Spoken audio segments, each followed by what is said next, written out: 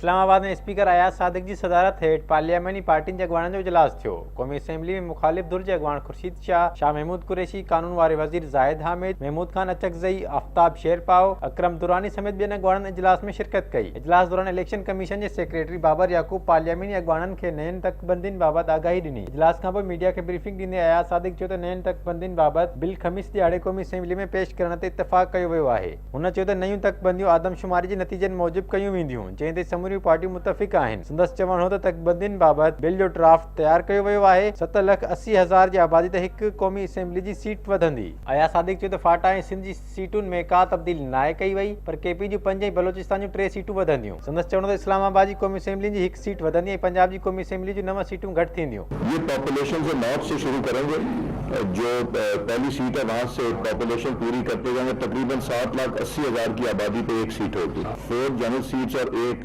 Women seat add होगी, जिस तरह बलूचिस्तान में 2 जनरल सीट और 1 वुमेन सीट। फेडरल कैपिटल में 3 जनरल सीट्स, पहले 2 थी, 1 इंक्रीज हुई है।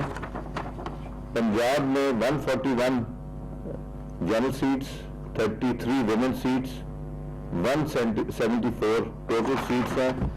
और पंजाब में 7 जनरल और 2 वुमेन सीट्स कम हुई हैं।